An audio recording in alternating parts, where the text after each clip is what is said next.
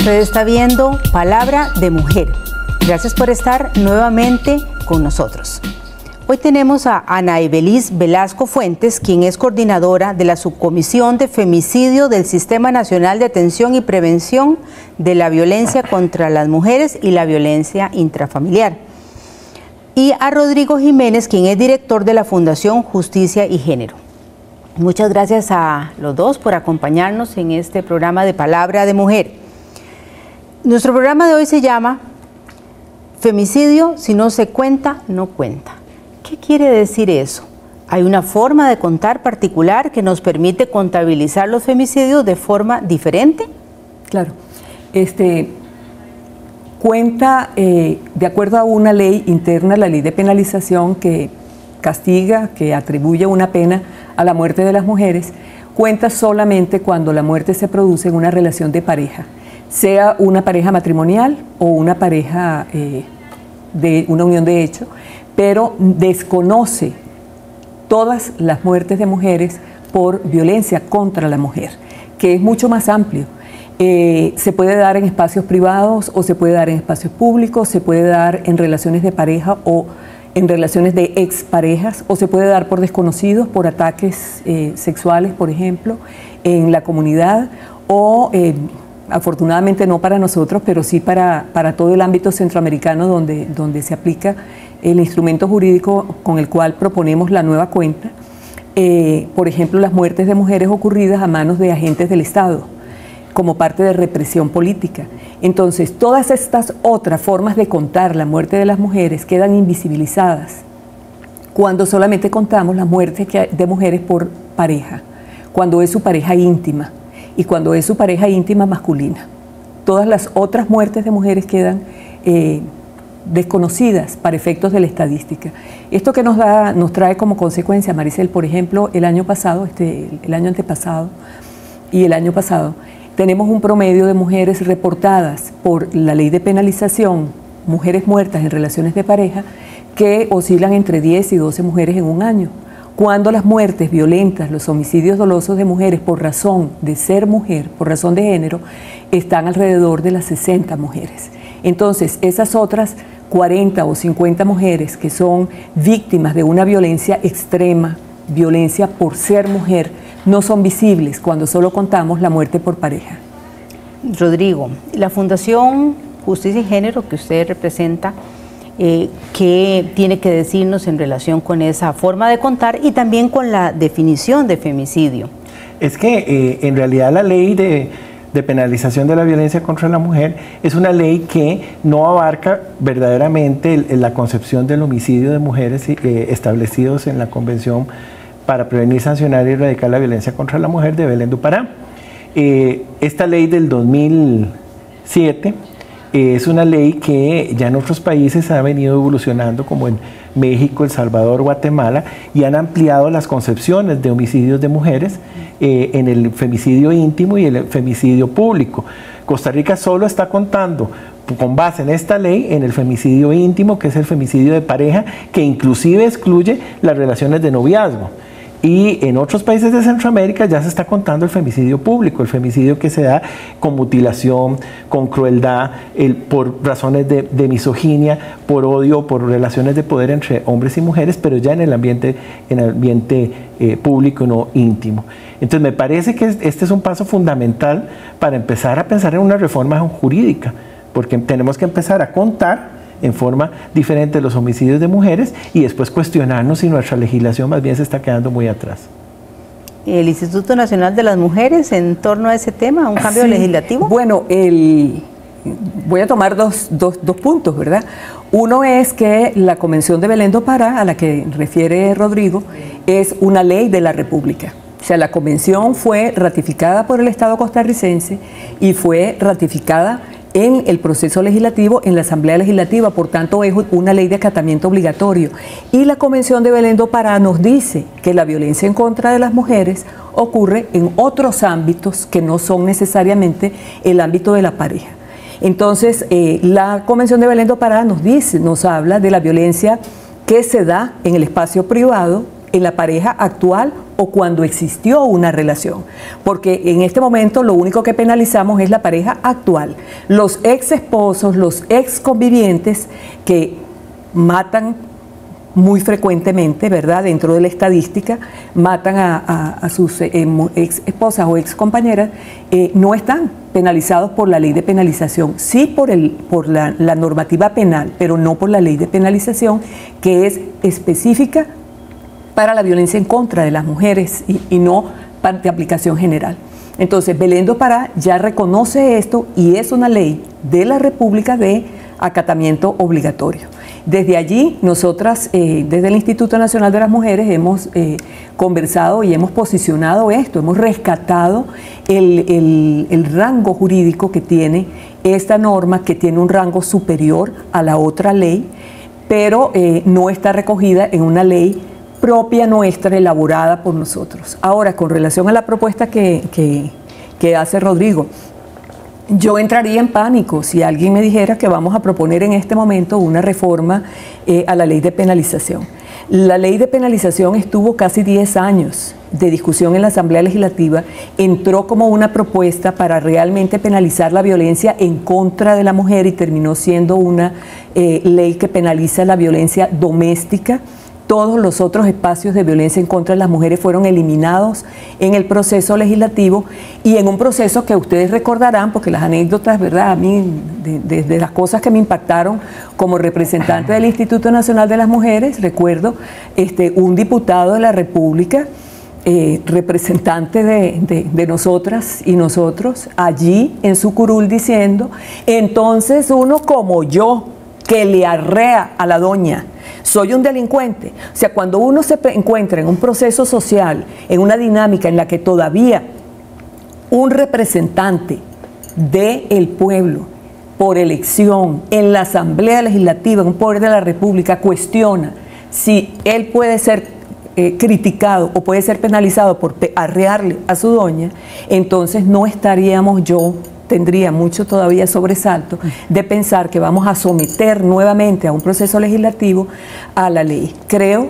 que ampararnos en un instrumento jurídico de rango superior, como es la Convención de Belén do Pará, porque así está establecido, la Sala Constitucional lo ha reconocido así, que las normas, las convenciones internacionales que amplían el rango de aplicación de los derechos humanos, el reconocimiento de los derechos humanos, tienen un rango superior. Entonces, en lugar de entrar otra vez a la discusión legislativa, que como les digo, a mí me asusta profundamente, porque tenemos un doble discurso, lo sabemos. Tal vez en otros países es más claro, ¿verdad?, que hay gente que está opuesta a ciertos procesos de avance en los derechos humanos, pero nosotros decimos muy abiertamente al mundo, somos promotores y defensores de los derechos humanos, pero cuando vamos al proceso legislativo encontramos trabas. Entonces yo me ampararía con mucha más seguridad a la Convención de Belén do Pará y le entraría con mucho miedo a una propuesta de reforma. Yo creo que es que el frío no está realmente en las cobijas. Okay, aquí tenemos que tener una claridad. Belén do Pará es una norma superior al Código Penal y a la ley de penalización de la violencia, pero la ley de penalización de la violencia no está respondiendo a Belén do Pará. O sea, hay una contradicción y se queda muy corta en relación a Belén do Pará. Entonces hay un incumplimiento del Estado con la comunidad internacional y dentro del Estado los diputados y las diputadas que no han promulgado una ley que realmente cumpla y armonice con el Tratado Internacional. Yo creo que es fundamental esta nueva forma de contar y que está perfectamente fundamentada y amparada por las convenciones internacionales, pero que no se está sancionando. Desde el punto de vista social, no es lo mismo un homicidio que se cometa en una situación de trata de mujeres que un homicidio que se comete en una calle. Es dos situaciones diferentes. O sea, el homicidio, el femicidio que está tipificado en México, en Guatemala, en El Salvador, en Nicaragua, que es el femicidio público, lo que viene a reflejar es que hay una sociedad patriarcal que violenta a las mujeres. Hay una sociedad patriarcal que permite que se llegue a esos niveles de violencia para que se asesinen mujeres por ser mujeres, por odio, por las relaciones de poder. Entonces, yo diría que sí tenemos que evidenciar y poner el punto a donde debe ser de que hay una incumplimiento por parte del Estado costarricense de realmente regular el femicidio como debe ser regulado y no en un tipo penal tan reducido como el tipo penal privado. Entonces, esa me parece a mí que un paso fundamental es empezar a contar para evidenciar que hay una mala regulación por parte del derecho en Costa Rica. Sí, yo estoy de acuerdo. Este no es un punto de discordia. Lo que sí para mí sería una preocupación es ir al proceso legislativo cuando estamos viendo ahora en este momento, lo vimos en el proceso de penalización y lo estamos viendo ahora con otros temas de derechos humanos de las mujeres, que hay resistencias muy fuertes provenientes de sectores conservadores que no están comprometidos con la defensa ni con la protección de los derechos humanos, que están actuando desde otros espacios ideológicos. Entonces, a mí sí, claro que eso me genera una gran preocupación. Ahora, en el tema de qué fue lo que se logró con la ley de penalización, es el reconocimiento mínimo, es la hipótesis más restringida. De todos los espacios de protección que podían darse, se escogió puntualmente a la violencia que se da cuando es una pareja actual, cuando es la persona con quien la mujer está casada o con quien vive. Ni siquiera el ex esposo, ni siquiera el ex conviviente, cuando es evidente que las estadísticas nos muestran que allí ha habido un porcentaje muy importante. En años anteriores, un 65% de las mujeres asesinadas fueron asesinadas en esas ex relaciones, mientras que la pareja actual es realmente mínima la proporción.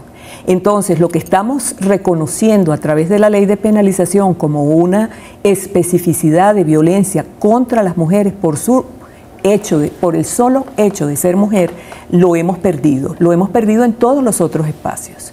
O sea, todo lo que tiene que ver con la violencia sexual, todo lo que tiene que ver con las organizaciones delictivas que utilizan a los cuerpos de mujeres como elementos de venganza, en narcotráfico, en trata de personas, donde están muriendo mujeres.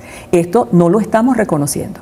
Creo que nos cuesta mucho como sociedad pensar que ya nos está pasando esto, que nuestro país, por ejemplo, en el caso de la trata de personas, es un espacio de tránsito y de destino de víctimas de trata. No lo conocemos como sociedad, es un problema totalmente ajeno.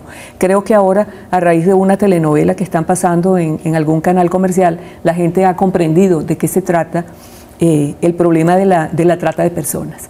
Pero es algo absolutamente ajeno. Es lo que pasa en otros espacios. Lo que pasa con el sicariato, por ejemplo, donde sí es sicariato, pero cuando hay un sicariato en el cual muere una mujer y muere un hombre, hemos tenido casos en los cuales el hombre en un crimen de sicariato muere de un balazo en la cabeza y a la mujer se la llevan y la mantienen durante 5 o 6 días sometida a tortura sexual por parte de todos los integrantes de la banda antes de morir. Entonces, sí es sicariato, pero las condiciones en que muere esta mujer son totalmente diferentes de las condiciones en que muere un hombre dentro de una venganza por incumplimiento de una relación contractual delictiva. Pero ese hombre murió de un disparo, mientras que ella es utilizada como objeto sexual por muchos días por la banda antes de morir. Entonces, ¿cómo reconocer que es una muerte diferente? Es muerte por sicariato, pero es una muerte totalmente diferente. Y tenemos que verlo, como sociedad tenemos que reconocer esto. Pero creo que alguna parte de la sociedad representada a través de los señores y señoras diputados en la Asamblea Legislativa no está preparada todavía para retomar esta discusión. Y no es un prejuicio. Creo que las actuaciones que se han dado alrededor de otros temas de derechos humanos de las mujeres me dan pie para pensar que efectivamente no estamos todavía en posibilidad de revisar lo limitada que es nuestra ley de penalización de la violencia contra las mujeres. Yo creo que el derecho comparado sí nos permite ver las limitaciones y las necesidades a futuro. Han habido, digamos, varias corrientes de reformas legislativas, todas basadas en un caso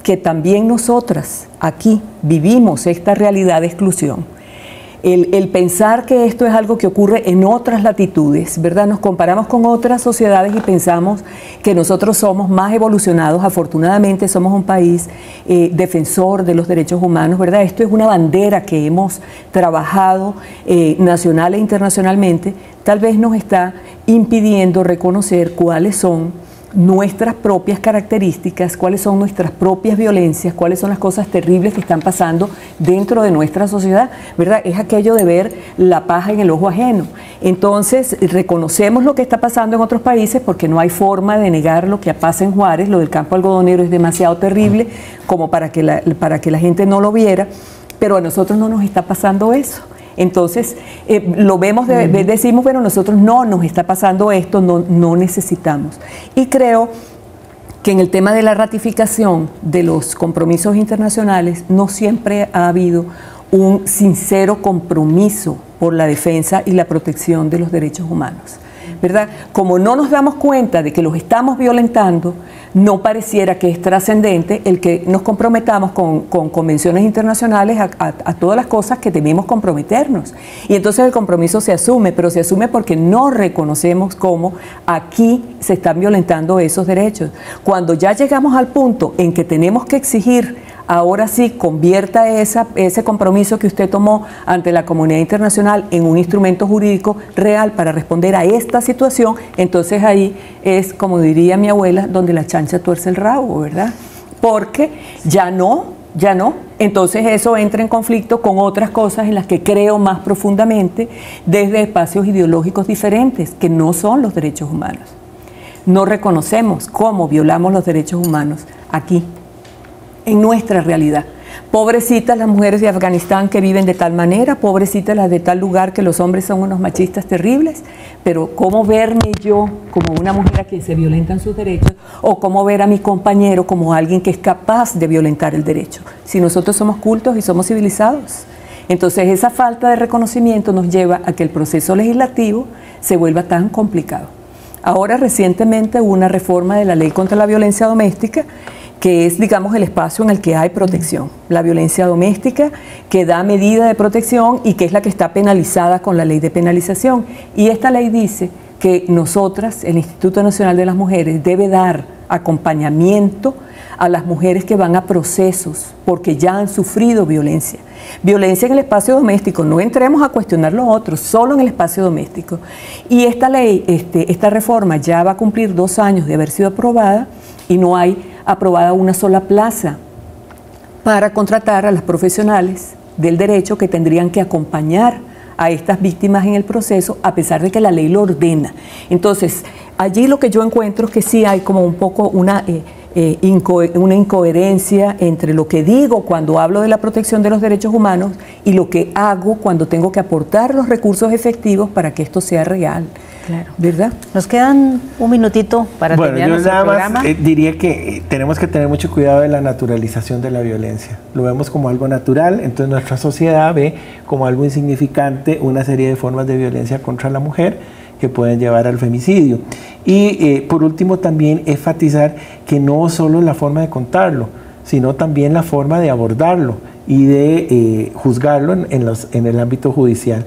Guatemala, por ejemplo, tiene tribunales especializados de violencia contra la mujer y violencia femicida. El Salvador está creando también especializados, porque los jueces o las juezas que vayan a juzgar esos casos tampoco tienen una perspectiva clara de lo que es el femicidio y lo que significa la aplicación de la ley y de la convención. ¿Cómo se juzga en Costa Rica? ¿Cómo se juzga en Costa Rica? En Costa Rica los tribunales ordinarios de derecho penal juzgan, en cambio en estos países son tribunales especializados que conocen sobre la violencia de género, que saben cuando hay actos de misoginia y actos de poder y que han incorporado la perspectiva de género en su juzgamiento.